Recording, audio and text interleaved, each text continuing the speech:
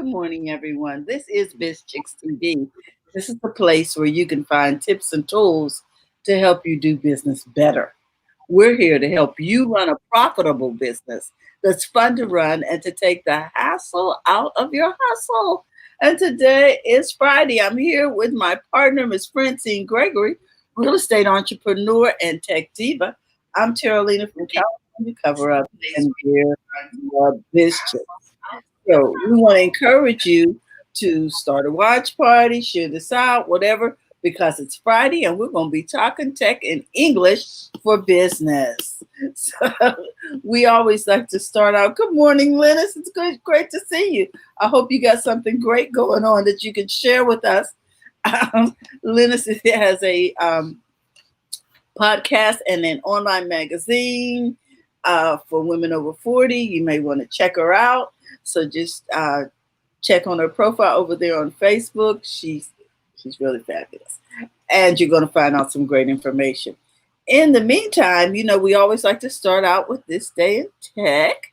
So this week in tech. So Fran, what you got for us today? Okay, so September 28th, 1997, Apple asks us to think different. Just a little over 2 weeks after naming Steve Jobs as interim CEO, Apple launches their Think Different ad campaign designed to reintroduce the Apple brand. I'm going to put a pause there. You might have to do a brand makeover and reintroduce your brand, and especially with things that are happening right now. People may need to know the new you. Oh. Or you might need to reintroduce yourself. There are other people in the marketplace that need your services. You may need to reintroduce your brand. Wow. Okay, so the campaign was nearly universally praised by the press, general public, and advertising industry, winning several awards along the way. Looking back, Think Different was the symbolic start of Apple's resurgence from near collapse in the 1990s into the most valuable company in the world. Wow. So sometimes your rebrand may need to happen because, we've pivoted, we switched, we've changed, we've done a lot of things with COVID-19. So the revamping and the rebranding is okay. You may have to let go of what you used to look like. Get a new do. Okay. Because things have changed. Change is the only thing that remains the same. So a resurgence may happen, and it's okay. And I think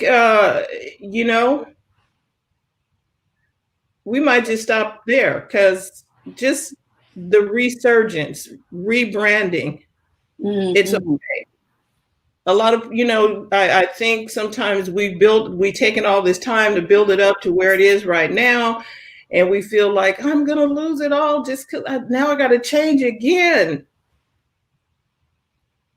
Your audience has changed. Season has changed. We're in fall now. 2020 did not go like anything we ever thought it was going to be. So the season has changed. The year has changed. People have changed. It's okay for you to change what you were doing to be ready for the new year. That's real. That's this day in tech history. I just don't do that. Wow.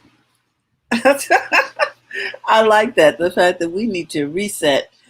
I have a couple of things that I would like to share. Let me see if I can get my screen sharing going. Well, let's talk about this first. Let's talk about the new Amazon One, which is the ability to put your palm over a device. It reads your palm and charges your goods. So now you don't have to touch anything. Okay, so my question, and you probably have an answer to this. Where is the device that you swipe over your hand? Is it in your hand? No. It is a stationary station. Just like, how when you're checking out, it's a checkout system. So just like when you check out, you know how you would tap your card or put your card near a device? Instead of that, or instead of it doing facial recognition, it is now doing palm recognition. And again, And is the there palm anything? is right around the center of your hand, and Okay. and you hover it over the eye of the device, and because you've scanned your hand to connect to your credit card, Oh, so it this is precursor to them putting a chip in your hand. Okay. exactly. Let me read this. This article was over here on The Verge. It says Amazon's palm reading starts at the grocery store, but it could go much bigger. And the reason it can go much bigger is because they're offering this device to other retailers. You see how that could go system wide? Okay, it says earlier this week, Amazon unveiled what they call Amazon One, new technology for its Amazon Go stores. You know how you before you could just walk out. Okay. Yeah, and I haven't even seen that yet, but okay. Well, I haven't been to an Amazon Go store, so I don't know how that works. But I understand the concept and I've seen the video. Okay. That lets shoppers pay for their groceries by scanning the palm of their hand. By analyzing the shape of your hand and the unique configuration of veins veins under your skin, which I think is interesting, Amazon says this technology can verify your identity and can verify your identity the same way facial recognition does. So, it's just like fingerprints, thumbprint, I guess. You know what I'm saying? All of these things are unique to the individual. Let's see how it works. Well, if you want to know more about this, because I don't want to sit here and read to you guys. But here's another paragraph. It says, from a security point of view, palm scanning has some key advantages over other biometrics. First, the information being used to identify us is not easily observable, like, scanning your eyes or whatever. Unlike your face or ear print, even fingerprints can be picked up from touched objects or photographed from a distance. It's much harder by comparison to snap a picture of someone's hand and use that to spoof their vein patterns. Okay, if you say so. I think it's all, once it's scanned, you know what I mean? And they're going to have their own separate, of course, cloud to store this information, so allegedly it's secure. But whatever, people. Anytime you put it on a server, as far as I'm concerned, it's subject. But the bottom line is it's coming to a venue near you.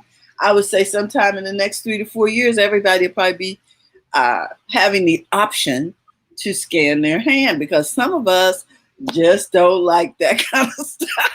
It just sounds too much like something that we know will eventually happen. So there you go. Linus, what do you think of this? She says, I have a question. I will be calling you too. Oh, great. No problem. We love to help you, Linus. Okay. And then she has something else up here. Fran, can you read that so that I don't get distracted by this over in the chat? But I say that to say that you will now be able to pay in Amazon's Go stores with your palm, not just your phone from a distance or whatever. Okay? All right. So TJ will not be here today because she is taking some time off. Mm-hmm. And I'd like to ask a question regarding Facebook. Do you all like the new layout? I'm just so tired of them changing the furniture, personally. Linus says she kind of likes the idea of the grocery store, the palm reading thing, but it does feel a little Big Brother-ish. Yeah, I can see that. Big Brother-ish, yeah. And now the new Facebook layout. I was like, okay, I'm lost, confused. Where is my stuff? You see what I mean? I was like, okay. And Where's then, the refrigerator? Where's the where's and the then now I think they did a good thing by combining, if whatever you post on Instagram will show up over on your um, will show up over on your Facebook page. I think that's fine. If I could just figure out where my stuff is in Facebook. Mm-hmm. So anyway, I just thought that was a little bit interesting.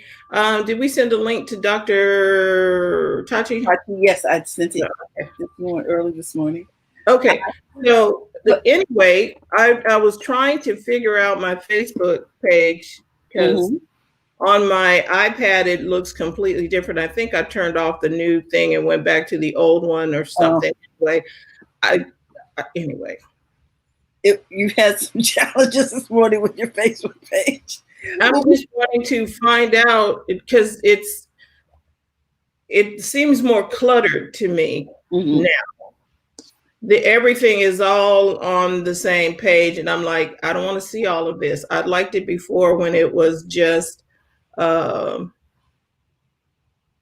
clean, if like my stories and stuff in the middle, and now I got it all at the same time. I don't like all of this stuff at the same time. Well, you know what I mean? It's just too much. It's a lot, and we're already in the middle of a lot of changes. I think, it's not just Facebook. It's Facebook, fires, pandemics, elections, and now you come to something you're familiar with, and it's changed. You're like, I don't. My brain doesn't want to have to figure out something else today. You know what I mean? And I normally would look at my feed and read what I wanted to. Now I have the feed plus my shortcuts and stuff on this side. And then we got ads at the top right. And then there is the pages in the middle right. And then friend requests in the middle right. I'm on the bottom right. And birthdays and it's different. I don't know what else to say. I don't know what else, but I do have a couple of more articles, friend, that go ahead, because I want to share, and I want to see if I can get this in my screen share. Just a moment, because I'm just done. Friend.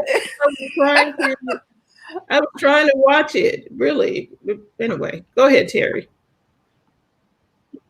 Okay. This is an article that I wanted to share. Our main aim is to just help as possible. We hope that our app can go global one day and reach about these young ladies who developed an app to deal with dementia. Wow. I know. They're in Africa and they belong I'm 15. to a technology. So I'm gonna let it roll. I'm Gloria and I'm 17. I'm Margaret and I'm 17 years old.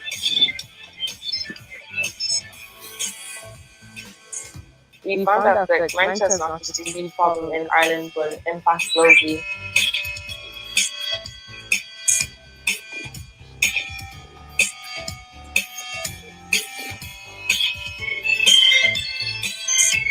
Our mentor's mother actually passed away due to dementia, so it just seemed right to do an app to help.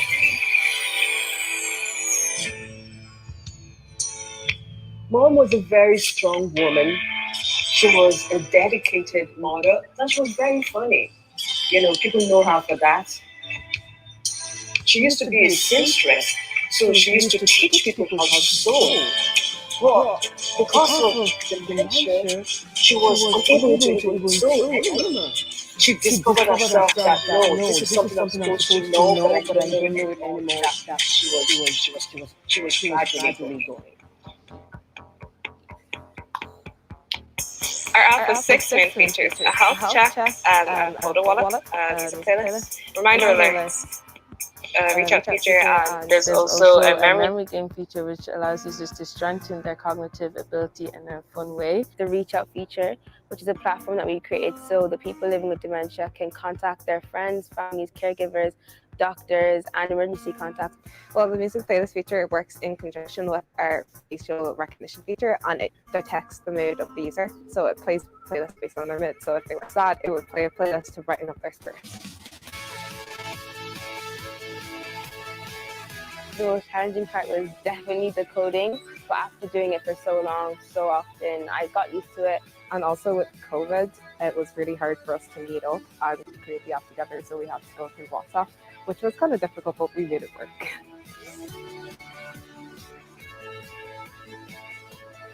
Well, Activation is a competition that aims to get young girls like ourselves into STEM, and the main aim behind it is to get young girls to come up with solutions for social problems in the community. It's both a technology competition, but also an entrepreneurship program to encourage girls to not only get into STEM, but to also get into business subjects as well.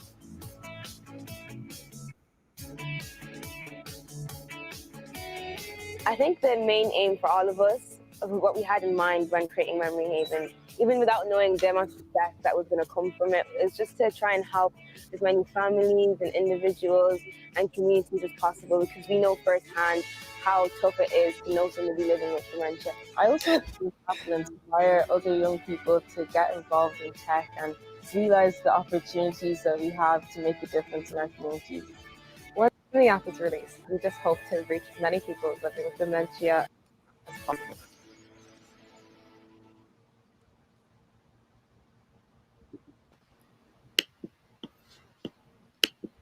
Wow. That is impressive. What we don't know. And they also came up with a virtual reality we provide virtual app experiences that you can stick the phone in the optical glasses. Oh, wait a minute. Is something playing here? Hold on. Yeah, we still here. Okay. Yeah, it was about the optics, but I didn't want to bore you with a bunch of videos. But you stick the iPhone or your phone in the optical, and it is programmed with memories of the person's childhood, so they can relate back and, you know what I mean, sort of spark their memory in their virtual reality setting. And these ladies, a different group of teenagers in Africa, put that together. Oh, wow. And I love this site because it is geared toward people who are outside the normal venue for being taught how to code and mentored during the process of learning coding to put together things to help the planet. So I thought I'd share that this morning. Nice. Wow. And that's really interesting. This whole thing is very interesting because with the dementia thing, that's not something that we ever really think about or talk about, I would say, as Africans. So even though the conversation about dementia happens quite a bit here, and I can imagine quite a bit in Europe, that's not something that I recall. Now, I can't speak blanketly all over for Africa, but it's not something that we think. It's almost like, oh yeah, that doesn't happen to Africans, you know, but clearly it does. We don't acknowledge it. And well, there are a lot of things in our community we don't acknowledge. We used to have a real problem with acknowledging mental illness in the Black community. Yes. If anybody's got a reason to have some issues, it's us. Okay. But we wouldn't acknowledge it. So I think I understand what you're saying about, you know, the whole thing of how it's traditionally handled in the motherland. But these girls are in Ireland. They just happen to be African.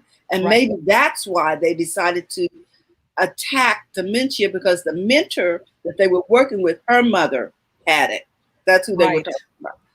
So, when you're in a society that actually sees these things as problems and they are actively working toward trying to eradicate it, I think it would be easier for you to address it than living in a society where it's not talked about or it's ignored or not even acknowledged.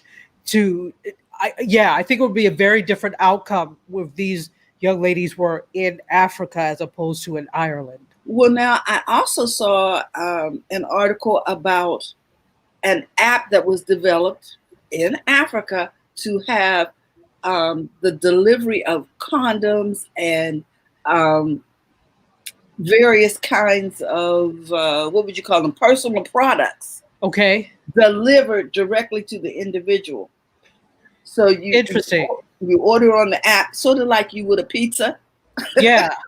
And someone on a scooter brings it out to you, because for some reason there's a stigma about walking into a pharmacy and asking for condoms or asking for, I don't know, sanitary napkins or some kind of personal hygiene things. So in that particular country, they put together an app. These girls put together an app. And so you can order it like a Uber type of setup. You know what I'm saying? Right. Like DoorDash thing. And see, that's great and that's interesting.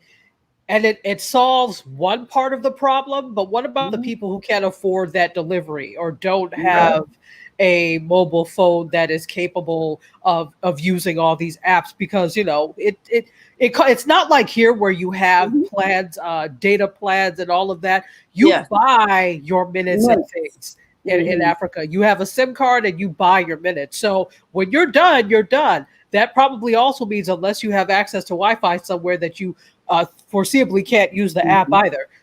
So, you know, it solves one end of the problem and it's great. But the other end of it is that you need to work on erasing the stigma, because if I now can't afford to get that delivered, I'll just go without. And that's what has led to the stigmatization of such things, is what has really led to the overwhelming spread of HIV. So it's great, but it's not a complete panacea. It's a start. Yeah, it's a start. It's a start. Right. Yeah, I think the whole idea of using tech to solve these problems is phenomenal. And having this app that allows people to connect with mentors and learn how to code is a winner as far as I'm concerned. Yeah, absolutely. I agree. It connects young girls with mentors in their area to show them how to code and to come up with projects that would benefit the universe. Right. So, in the vein of doing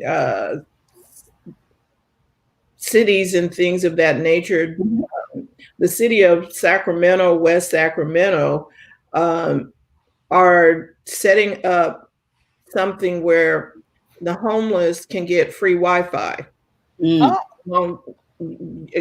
and I was like, wow, they can come and sign up. And I'm looking for the article because I read it the other day, and I was like, well, that's different. But how do they access the Wi-Fi?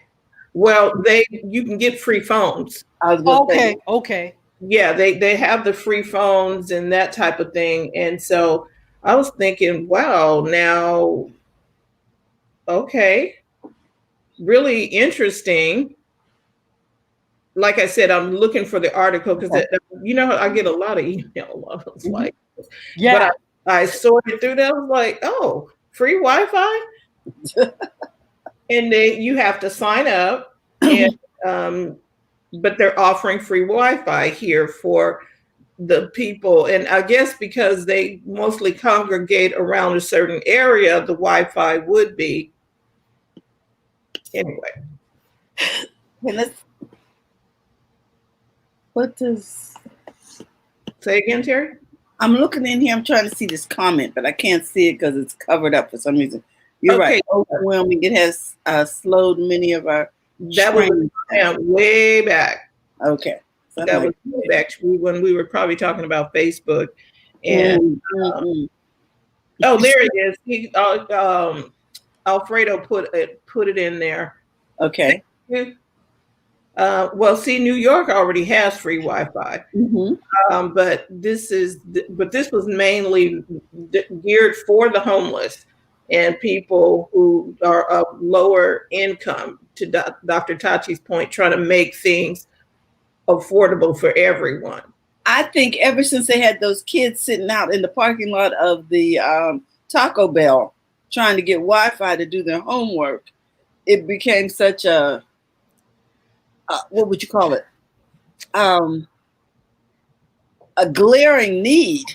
Yeah, the inequities are, Yes, shouting at you basically at that point. Yeah, about the digital divide, that the kids now we got to do something if you're asking them to work from home. So now they're trying to come up with a lot of different solutions, like the roaming school buses that have Wi-Fi that are, what would you call it? Wired for Wi-Fi, so people can come close to the bus and the kids can get their homework done. Right. Though I'm not puzzled. I know why, but these things were problems before. There was a digital divide before. There were people. Yes, but we didn't require them to be on the internet.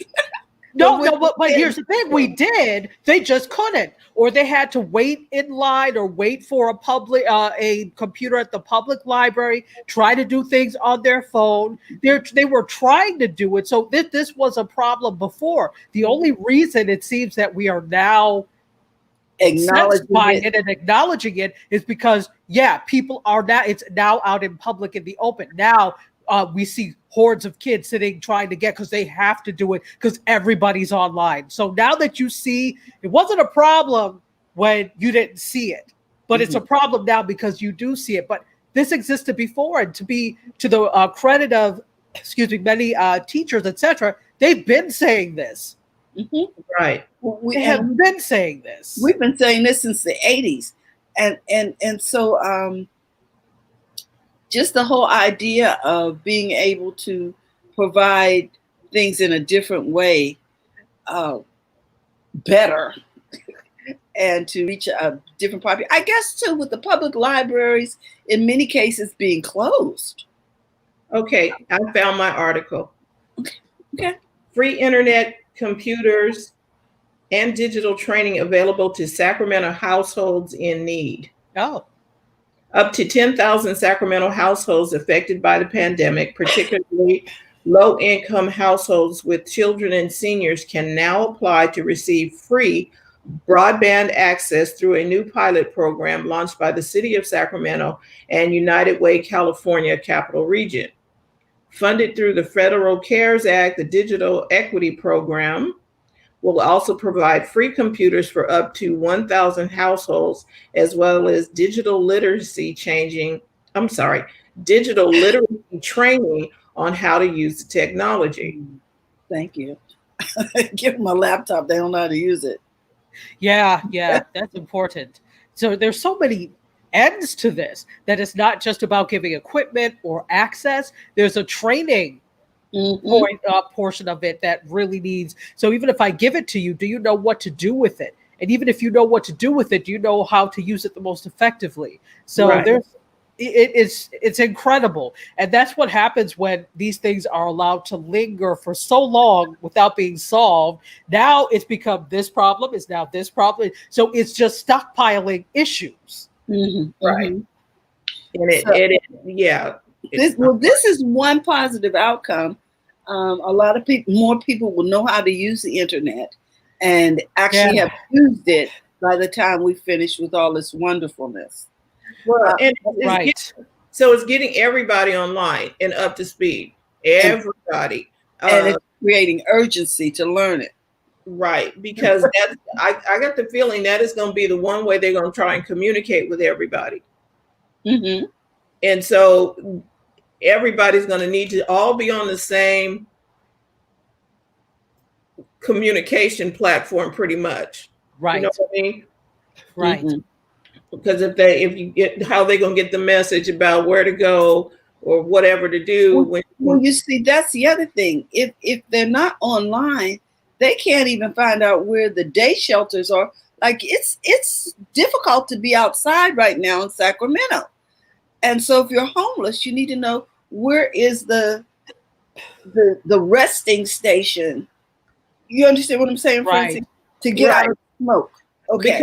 Because there are cooling centers, West Sacramento, and you would think West Sacramento and Sacramento, what's the difference? West Sacramento is in Yolo County, across the bridge from Sacramento. It is literally a walk across the bridge.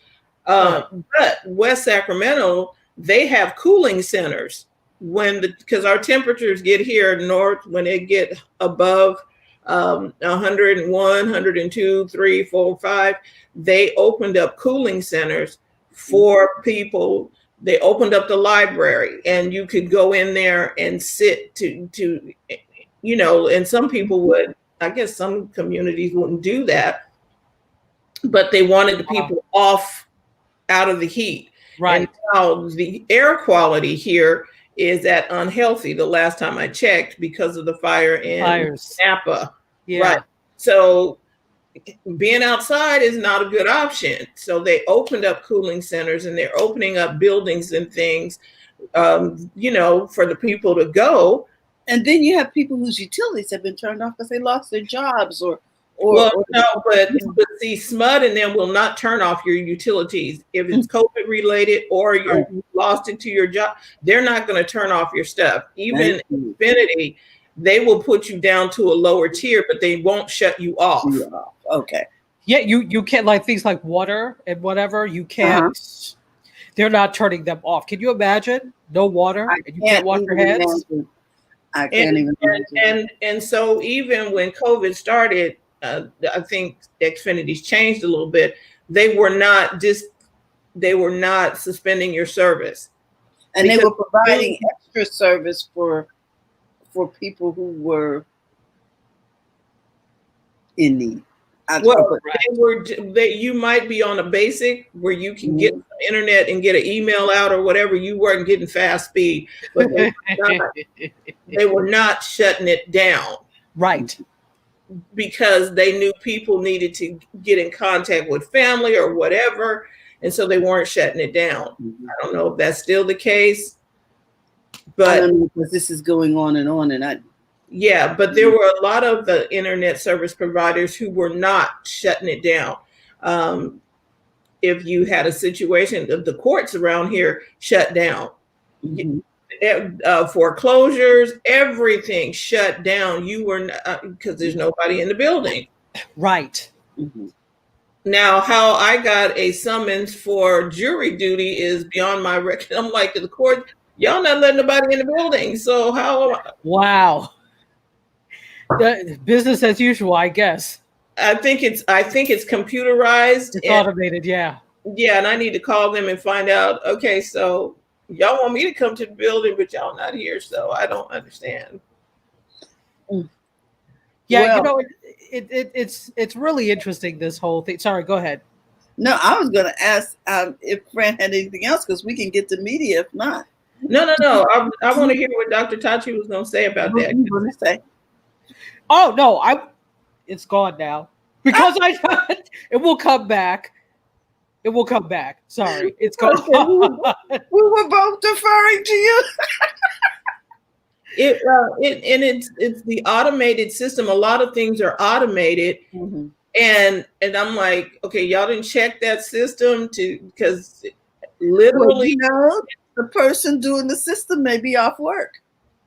Oh yeah, I think that's what I was going to say. What I was referring to, the fact that there are so many systems that make up everything. Even though we always say that the government is very inefficient, we know this. They're not the most technologically savvy, but what they do have is all very interconnected.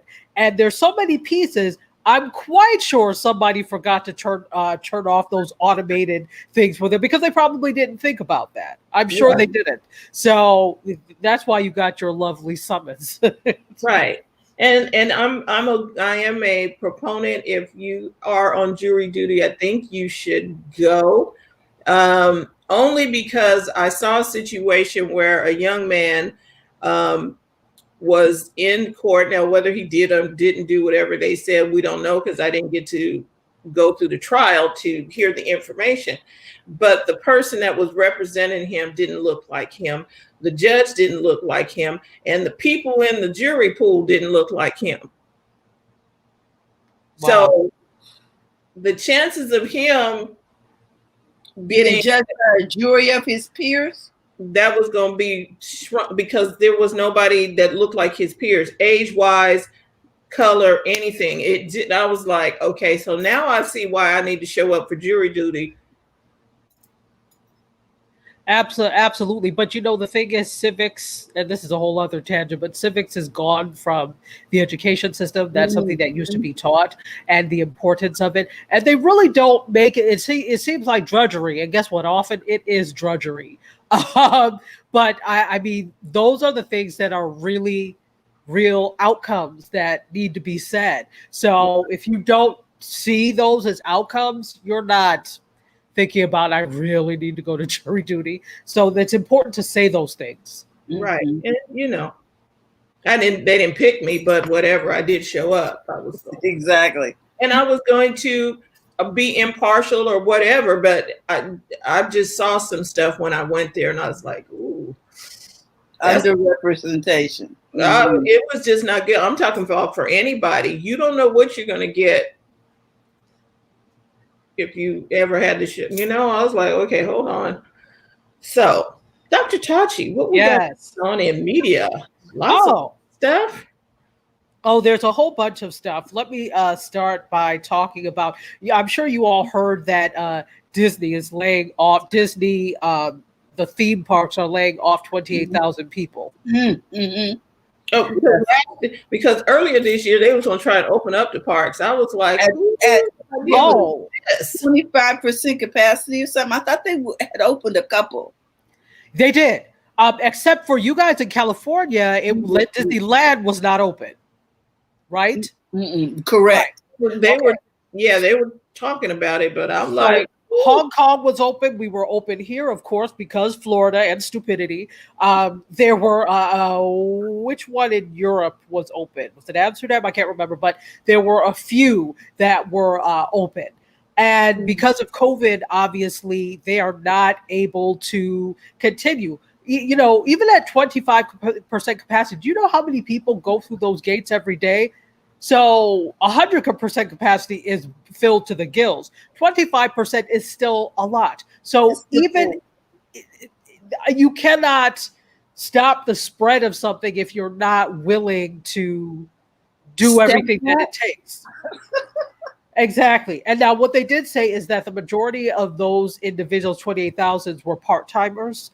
So not full-time park employees, but, you know, that's still somebody who's losing hours. And, you know, it's unfortunate, but I think had we been more aggressive in terms of staying home, doing what we're supposed to do, not marching because you don't want to wear a mask. Yes, I'm talking to you, stupid people. And I did say stupid, and I'm not going to walk back on it. So stupid and selfish. If we had been more vigilant with that, I think that at this point, we may have been looking at maybe not 100% capacity, but at least maybe 60 to 75% capacity now. And this would not be an issue. But again, what can I say? That's us. We want to enjoy the spoils now, and we don't want to wait till later. So now you see what happens. 28,000 jobs is a lot of jobs. So.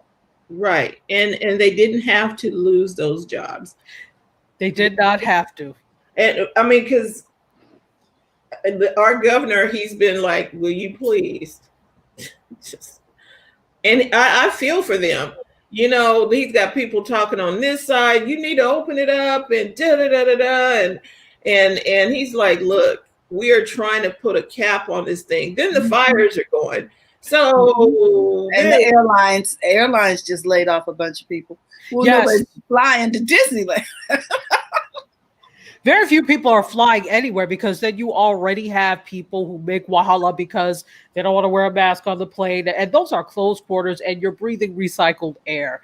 It's for many people, that's not a way to be. So there has been some travel, obviously. In the summer, there was some travel. But I think if I remember reading, a large majority of it was like by car. auto travel. People have started to buy RVs. Yes, RVing became a big thing. So that they can, sort of contain their vacations and their travel. Exactly. I mean, it's you and your family. So it's an unfortunate thing, but we are now unfortunately paying for what we didn't want to do in the first place. Yeah, we didn't want to take, because for some reason there was this arrogance, and that's what I will call it, this arrogance associated with, like, how dare you tell us to shut down, constant grumbling. But this is what happens when you don't do what you need to do quickly and swiftly. Later on down the line, it comes back tenfold. Well, you know that we had an incident at the White House with this, right? Okay, yes, I do.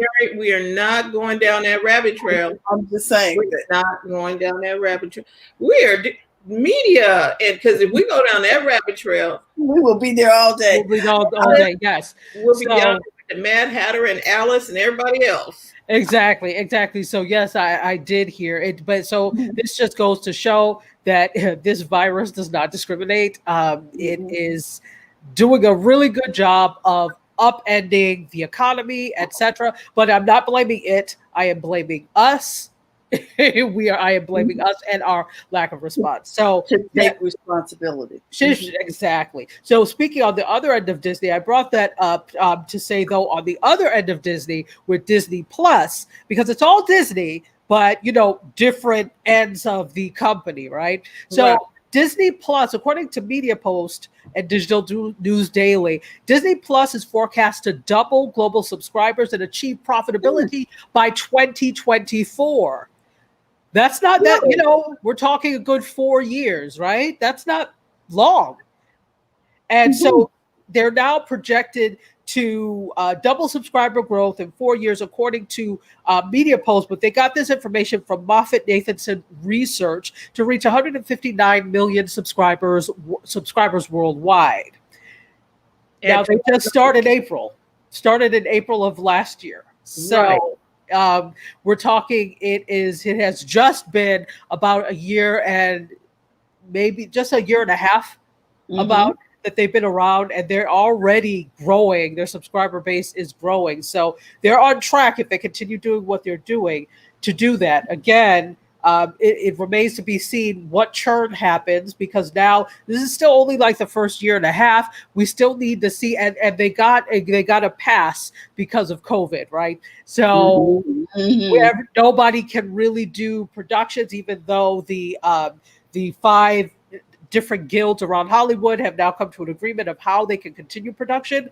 Nobody is really doing production yet. They said this is what's going to happen, but they're still in the process of making sure their sets are compliant, right? So you got to pass because COVID.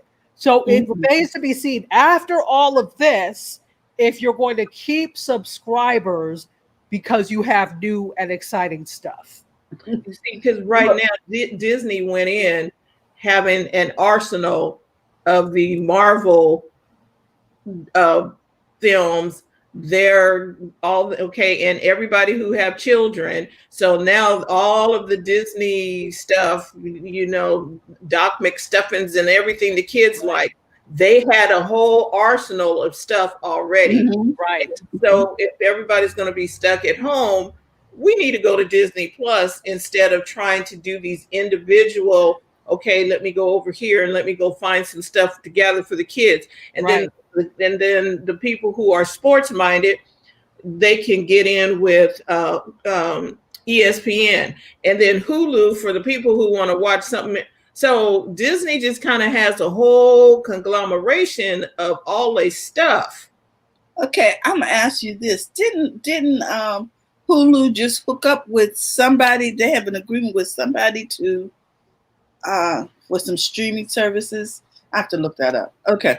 Yeah, let me look it up because it sounds fun. But there's something is new. It's happening every day. If I'm not mistaken, I'll look it up before we get off. I think you may be correct, but there's so much going on. So we'll look at it when we get off.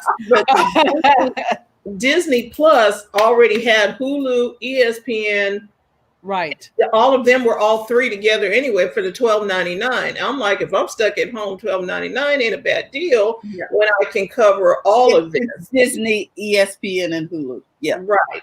Okay. All of that is together. Disney So I'm Plus like, got Hulu. Mhm. so, and like Dr. Tachi said, we'll see after everything, you know, because you can't make any more stuff, although they had a bigger library than a lot of people. They did. They did. I think the thing, because libraries are great, and again with Disney, the library idea works because so many people want to be able to show their kids what they watched when they were young. There are a lot of people that like to reminisce, and then of course you've got Marvel and all the Marvel heads that like that type of thing. There's so much that they have. You know, however, at some point you're going to need to create new stuff. I don't want just a repository of stuff. I want new stuff. So yeah. So that's where, to me, in my estimation, that's where what's going to determine the people who are really there for the long haul. Once the kids go back to school, there's a whole thing, because I need to keep you entertained because I'm not around you all the time, so I don't know what to do with you. So, Exactly. So you're like, well, what do you usually do during the day? Because you don't know. So now you're trying to keep them entertained and confined. It's not like you can take them out. Like, we can't take the kids out for a bike ride in the smoke. It's like, right. So aside from COVID, you've also got the smoke thing. the lockdown. Yeah.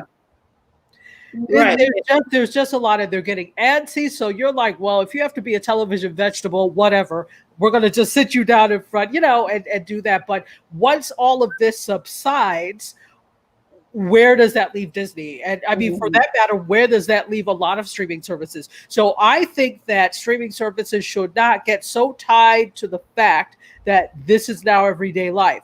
Yes, I think technology and streaming and doing things virtually is everyday life now. But at some point we are going to, once everything subsides, we are going to start to go out again. So people, the attraction of sitting home and watching something may not be as prevalent as it is now. So I think all streamers need to prepare for that eventuality and say, what are we going to do? And it can't just be about money, because the only reason you're making money is because people are watching. That's all. Right. So it has to be about the people.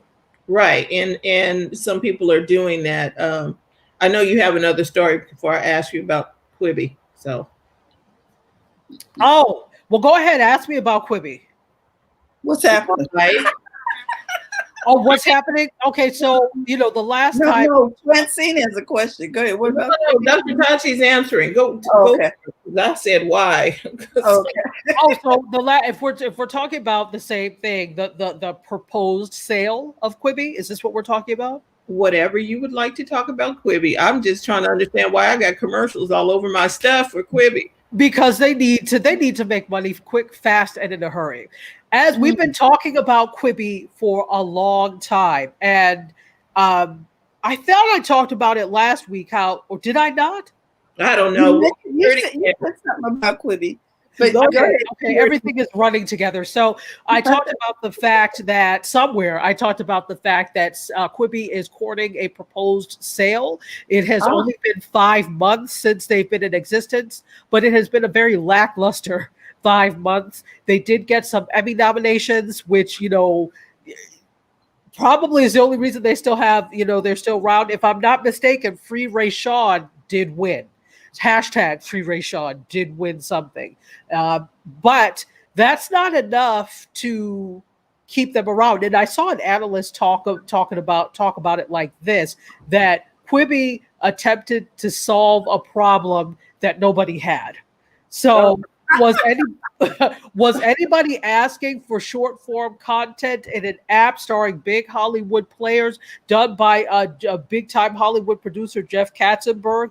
Was anybody asking for that? Not really. I don't see that where there was a hunger for that. Now, I do like what Quibi stands for and the promise that Quibi has, because Quick Bites, I think that's brilliant. but it has to be the type of programming that people want to see.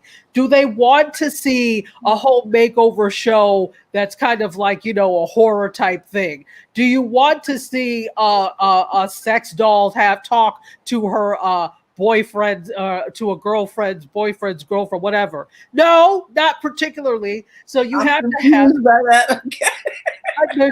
there's a show called Dummy on Quibi, and it is the protagonist is basically this woman meets this guy, they're dating, and the guy has a sex doll. She goes to look for it, or she comes across it, and the sex doll talks to her now. Okay, whatever. I am very disturbed. We reviewed it. I was like, this is the most disturbing show I've ever seen. So things like that. Things like that. And then they have a lot of competition shows, but they're competition shows that are like, I think this could have been rethought, or I don't really think that the floor should move while you have dancers trying to dance. You did. Yeah, I told you. Yeah, those types of things. So I think I haven't heard anything more about a sale, whether or not, you know, this is still the very early stages, but I think they recognize enough to know that unless they make some really big changes, and that doesn't just mean drawing people, because I think they drew Keke Palmer. No. Was it Keke Palmer? Keke Palmer, I think they drew for a show. Also, Angela Rye, the CNN commentator, they drew her in for a show as well. So there are a couple of, they already have some big names on the platform, but that is telling us that those big names are not enough to draw us in. All they needed to do was to look at a TikTok or a Triller or a YouTube and see the power that influencers have over audiences, because for all intents and purposes, influencers are like us, right? Yes. They're regular folks that happen to get notable doing what they do.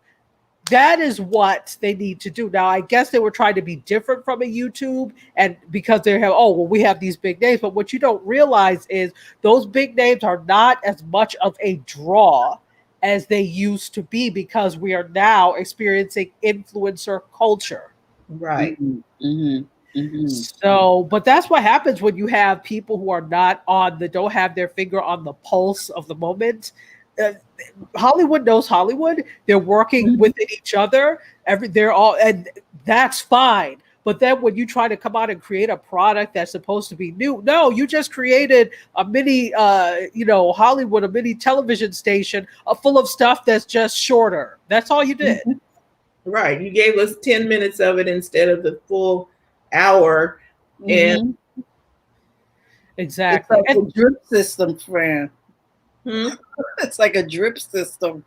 We come back the next day for another 10 minutes. And 10 minutes. But really quickly, I'm just wondering what system they were using to greenlight these shows, because like I said, some are good, some are meh, some I'm like, why? So what system are you using? Because I'm like, what if you made a full version of this? Do you think this would fly at a network? Do you think this would fly on cable? Would Netflix buy it? So to me, it's like they tried to make these things that were specifically for this format, which to me would not parallel what you would find normally in some cases, but they did it. It seems like they just shot, something long and just chopped it up into pieces, which is not. So they shot it with the intention of it being short, quick bites, something different, but they just really shot it the traditional way and just chopped it up into pieces. In fact, that's a good assessment. Quibi is choppy. So I want to ask our audience live and on the replay, do you all have a Quibi account, or do you watch Quibi? Did you download it to your phone? Because that's the only way you're going to be able to watch it, but do you watch Quibi? Okay. So while they're answering that, continue, Dr. Tachi. All right, so off of Quibi and on to Fubo. So Fubo TV, which is another streaming TV, live TV, they have officially filed for a public offering for IPO, initial Oh, public really? offering.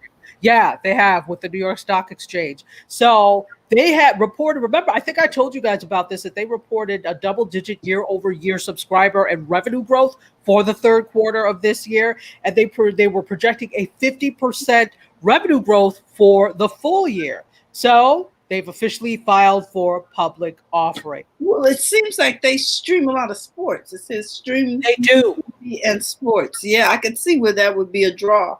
They have an awful lot of sports, and especially now that we don't have really access to sports because of things, I think that's a big part of what pushed them over the top. And hey, Carlos, also, they've been trading on the OTC market, and they announced that they now have been approved to trade on the New York Stock Exchange, and they filed 15 million shares of common stock.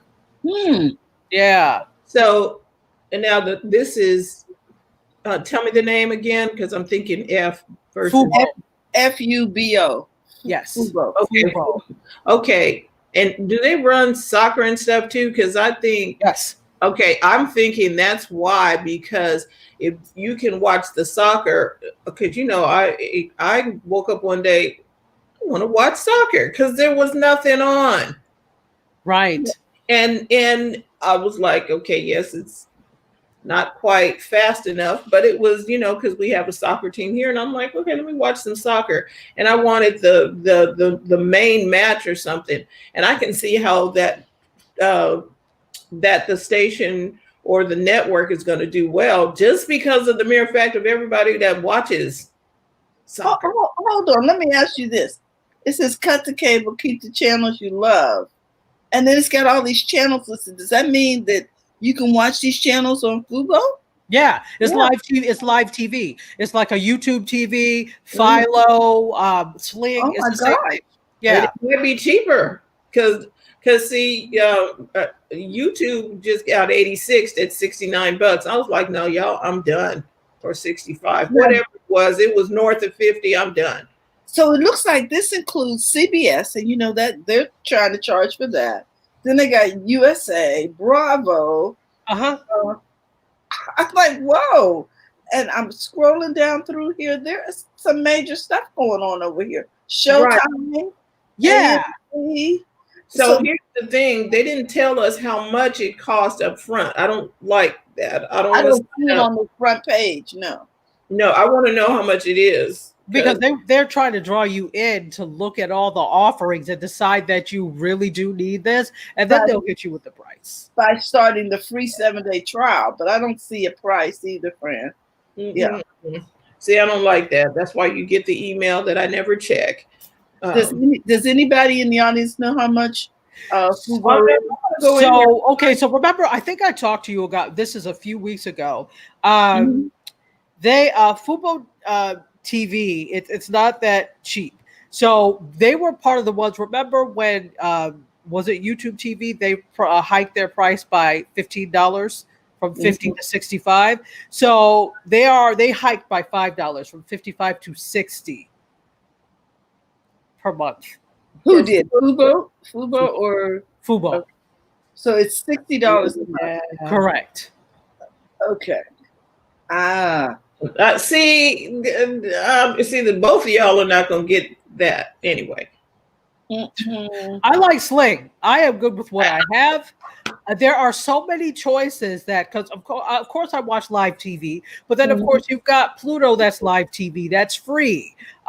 You've got there's another one that just debuted about 2 weeks ago. I think I told you, View It, and that has local live channels. So local live channels from all different markets. Okay, so I'm gonna go look at View It because I refuse, because it says for family it's $64.99.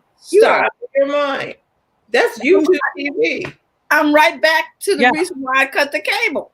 What, $200 a month for entertainment? Right, exactly. The whole purpose of cutting the cord was so that you could get a reprieve from the exorbitant prices that cable was charging. Exactly. But what happens is everything is so piecemeal and a la carte that by the time you build what you were used to, you're approaching what cable's prices were. Mhm. So you have to be very careful because all of that could add, because it's like, oh, well, get this is only $5.99 a month. This is just 12. This is just, you know how $5 and $12 add up after a while? Then you add a package for live TV through the thing, and you could end up being somewhere close to $100 a month, and that's not what you want. So decide what it is that you really need out of it. If money is not an object for you, then have at it. That's up to you.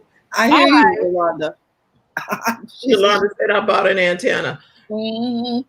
Right, exactly. Well, and see, but this is the cool thing about View It, and it's so new. It's about 2 weeks old. I think they're still adding stations, so they have all live local TV. And I had a problem here because for some reason, maybe the CBS affiliate is too far away. It's like down in Kendall, which is like an hour or so for me. Okay. 45 minutes to an hour away from me, and so I can't, for some reason, pick it up very well. So anything that was CBS, I was like, well, I'm just not going to watch it because I'm not paying for CBS All Access. So lo and behold, some of these affiliates on View It are CBS affiliates. So now all I have to do is go, if there's a CBS show I want to watch, I just go to View It and I can do that way. So how are you spelling View It? It's VUIT. And it's on Chromecast, it's on Fire Stick, it's also on Roku. So if you have so you could download the app on those, and that's how you watch View It. You can also, it's on for Android and iOS as well. You could download it to your devices, the app to your device. Live local free. Now see, okay, this is better. Somebody stepped out the box. Thank you, Dr. Tachi. Absolutely. To our attention, because I was like, oh no. Exactly. So again, if you really like local TV, and I always think it's fascinating to see what they're doing in different markets. So obviously there's a lot of news, but there are also a lot of other shows as well. And most of them are affiliates. So you get affiliate programming, but I'm always interested to see like the local morning talk shows and things from Hawaii and things like that. So if you like that kind of thing, then it's free. Check out View It. VUIT. View It. See, this might be the solution, like you said, to that whole CBS All Access stuff. I was like, no, I don't want to pay you. It is. And because of the pandemic, they had moved some things off of CBS All Access to regular CBS. So some things like, for example, Star Trek Discovery. That first season, I think, and the second season are available. And if I'm not mistaken, the rest is also going to be on regular CBS. Because I was like, I love Star Trek, but I will not pay for CBS All Access to see it. So one last story that I have. AMC, speaking of pandemic. Oh, yeah. AMC Plus streaming service. Yes, now they have a streaming service, has expanded to Apple and Amazon, and you do not need a cable subscription. Isn't that nice? Yeah. And what Dr. Tachi is saying is because even though you load up whatever on there, in order for you to watch it, they wanted you to have some type of cable subscription to in order to watch it. And I was like, the whole point of me trying to do that is so I didn't have to watch that. So I didn't have to have a subscription. Mm-hmm. Yes, exactly. So but that is good, and that is a game changer. So you don't need a cable plan to watch, and they've expanded, I guess, what they're offering, which is interesting. This is for the first time ever. This has not been done before. So you don't need the channels, including AMC, BBC America, IFC, and Sundance TV, which I love all of those, to be honest. So this actually dramatically increases the footprint for AMC Plus, which is their ad-free streaming service, and it will be available starting today through Apple TV and Prime Video channels. Oh, well, praise. I'm good. I'm going to check it out. So we don't have to pay for that. I can just watch it through my Apple TV. Apple You TV. can. Yep. So this is AMC with the Walking Dead AMC people. Correct. Woo!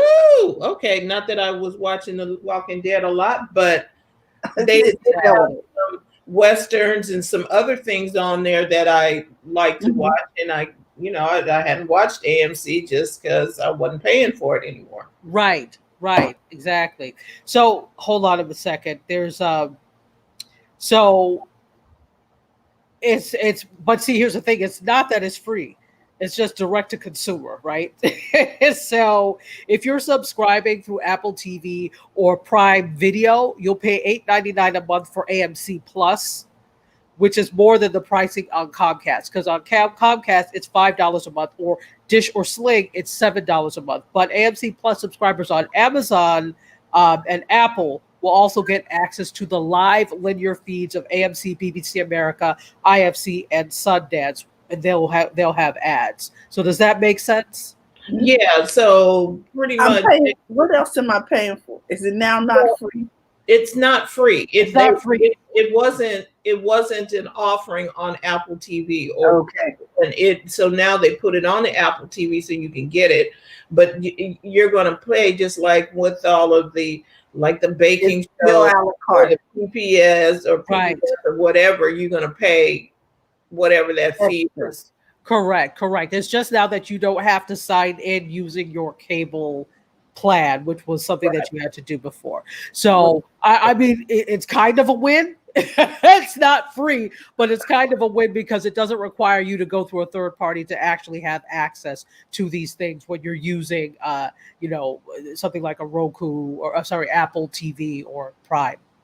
So would you say that for our audience watching, that we should very carefully pick our lineup of shows, and because there's so many a la cartes now? Yes, I think you need to sit down and say, well, what do I really want to have and enjoy? What is a deal breaker for me if it doesn't have? Because what I did is I did all the free trials for, like, for example, live TV. I did all the free trials of the live TV to determine whether or not I liked it. So I had Sling and I paid for it, but I said, all right, well, let me try out YouTube TV. Let me try out Philo. When Xbox had live TV, I had that, but of course, PlayStation had it, but they've since shut down.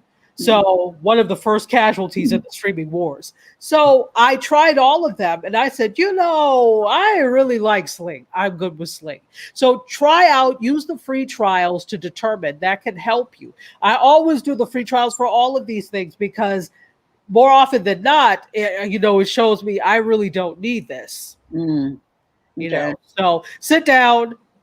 Make a list if you want of the things that you really want to watch, of the things that you really have to have in terms of your content, and see where those things lie. For example, with live TV, if you are really into a large library of different types of movies and shows, Netflix is really good for that, right? Amazon Prime has some good programs. They have some good content, but not as big of a library as like a Netflix does. But Amazon Prime also allows you to get free shipping from Amazon. So if you order from Amazon a lot, that might be the thing for you. So just decide what it is that you use. So I'll tell you, I have Netflix, I have Amazon because Prime, I ship equipment and stuff all the time, or get equipment all the time. And I have Sling. That is good for me. I watch YouTube. I'll watch Pluto TV, which is free. I'll watch this View It. There is so much. There's also something called Stirr, which is STIRR, which is also free live TV, similar to Pluto. So I'll watch Stirr. There's a lot. If you have something like a Roku or a Fire Stick, you'll see all these different apps and things that you can add. There's a lot of content. You don't need to pay unnecessarily for content, but you will if you don't know what you really want. That's how they get you. It's like going to the grocery store hungry. You buy everything because you're hungry. Right. And I'm suggesting that you make like Dr. Tati said, you need to, audit your stuff. Yeah. What is because I was like, wait a minute, I don't need this, don't need this, don't need this. And if I'm not watching it, why am I paying for it? Right. There you go. Right. Absolutely. And it's just constantly, it's looking at you instead of you watching it. Right. Exactly. I mean, it's the same thing when you go through your phone and you look at the apps that you haven't used in a while. You're like, am I still using this? Let me create some space and get that off. Right. Mm-hmm. So it's a good time. This is a good time to sit down and decide what it is you want, purge the things that you don't want, and just kind of streamline everything. And that also helps to streamline your expenses as well, because money is going out in all these different directions. Sometimes we have to reel ourselves back in. I'm looking now, much as I love my gym, I have not been since February because of COVID. And I knew that I caught bronchitis like in 2014 or 15, and my gym had just opened. And I knew it was from the gym because I had never been anywhere else, and this is the first time I ever had bronchitis. So when this came up, I was like, oh, hell, I'm not going to the gym. So I haven't been. I've been doing exercise and stuff on my own and here and a lot of Zoom stuff. I'm actually also like in the process of becoming a Zumba instructor as well. So I've been doing all that stuff like kind of here. So I'm like, much as I love the gym and I have a lot of friends there, I'm not going, and I'm probably not going for the foreseeable future. Do I give it up? Or do I just wait and see? So, yeah, and especially a lot of gyms, hopefully they switch to the online platform where you can still, go and work out. Yes, yes. Crunch. Go ahead. No, well, I'm with Crunch, and they have Crunch Live. So not all the classes aren't really live per se. They're recorded, but they keep adding new ones. So you could just, they have the app for Roku. So I just do that, and I'll do that periodically. But I'm also the type of person that the reason I like the gym is because I like classes. I like live classes. I like interaction, but I also like that it's going to change up. So I'm not one to buy exercise videos and stuff like that because it's going to be the same every time and I'll get bored. So I like the change, which is how it works. And I think that's why I'm looking forward to the Apple Fit. Okay, yes. Because they have live classes. Right now I have a Fit class where on the bike I can ride. It's not Peloton, but I can ride live.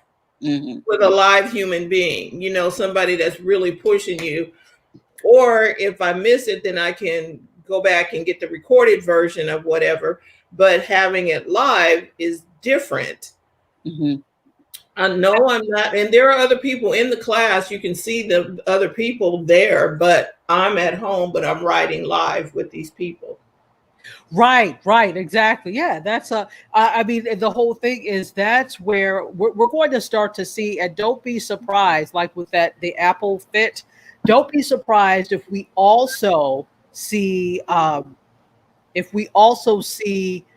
hardware coming out. So I wouldn't be surprised if we saw some exercise enabled, some machines that are enabled with this Apple Fit, like a Peloton bike type thing or something else, because this is a hot area. It really is. They have with the bike I have, and I think Peloton has it too. It's called Reflect. It's a mirror where you're in there with the trainer. It's you're working out with another person. The other person is there in the glass with you working out. And I'm like, okay, this is interesting. Yes. Ladies, I'm so sorry. I have to jet. I have another meeting. And we have to go too. So we just want to say thank you for everybody tuning in and live and on the replay. Enjoy your Friday. Go audit your TV stuff or your visuals or whatever. Make sure that it's serving you well. And we will be back here on Monday and Mondays at 4:00, and for Coffee, Tea, Thoughts, and Conversations at 8. Yep. Thank you all, and thank you for jumping in here. Thank you. Yes. Bye. Bye-bye, everyone. Bye, everybody.